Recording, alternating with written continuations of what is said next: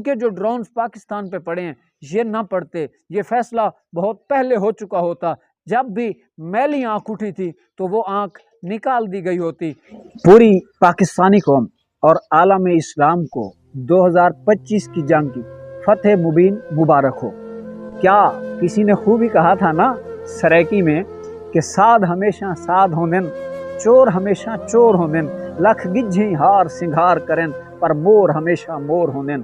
پاکستان کے آرمی نے، پاکستان کے اداروں نے اس وقت پوری دنیا پہ یہ عیاں کر دیا کہ کوئی بھی دشمن قوت جب پاکستان کی طرف میلی آنکھ اٹھائے گی تو آنکھ پھوڑ دی جائے گی، ہاتھ بڑھائے گا تو بازو کاٹ دیا جائے گا، کوئی پاؤں رکھے گا اس پاکیزہ سرزمین کی طرف نجس کے ساتھ تو وہ ٹانگیں کاٹ دی جائیں گی، مروڑ دیا جائے گا، کاٹ دیا جائے گا۔ وہ بھارت کہہ رہا تھا کہ اتنے ہم نے جہاز گرا دیے، جھوٹ کا پلندہ بنا رہا تھا، تو ہمارے آرمی چیف نے کہا تھا نا کہ جب پاکستان حملہ کرے گا تو پتہ چلے گا، پوری دنیا کو معلوم ہو جائے گا، شور اٹھے گا۔ تو ایسے ہی ہوا۔ 10 مئی کی صبح کو سنت نبوی کے مطابق نماز فجر کے بعد پاکستان کی قوم نے جب دعائیں دی اور آرمی نے حملہ کیا پاکستان کی طرف سے بھارت کے اوپر تو چیخیں نکل گئیں۔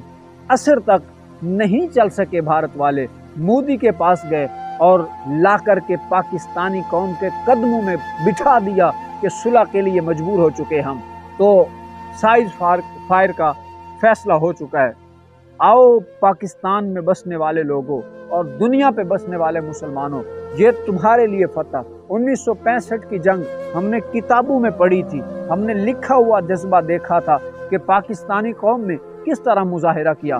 ہم نے بدر و حنین کے ان غزوات کو سنا اور دیکھا نہیں تھا، ہم نے کتابوں میں پڑھا تھا، مگر آج ہم نے دیکھ لیا کہ اللہ نے مسلمانوں کو کتنی قوت عطا کی ہے۔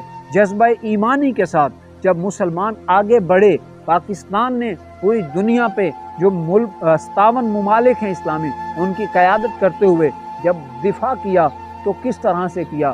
آج ایک سبق ملتا ہے، جس طرح پاکستان نے ایٹمی طاقت ہونے کا مظاہرہ کیا اور جذبہ ایمانی کا مظاہرہ کیا، اگر فلسطین میں کٹنے والے، غزہ میں کٹنے والے، کشمیر میں کٹنے والے مسلمانوں کا درد اگر ہو تو تمام اسلامی ممالک مل کے جنرل عاصم منیر کی قیادت کے اندر، حافظ قرآن کی قیادت کے اندر جمع ہو کے اگر عالم کفر کی آنکھ میں آنکھ ڈالیں تو غزہ آزاد ہو سکتا ہے، فلسطین آزاد ہو سکتا ہے، کشمیر آزاد ہو سکتا ہے، پوری دنیا پہ اسلام کا جھنڈا لہرا سکتا ہے۔ یہ پاکستان کا سبز حلالی پرچم جو ہے، یہ محبتوں کا، امن کا جہاں درس دیتا ہے، وہاں غیرت ایمانی کا بھی درس دیتا ہے، وہاں قوت اور بہادری کا بھی درس دیتا ہے۔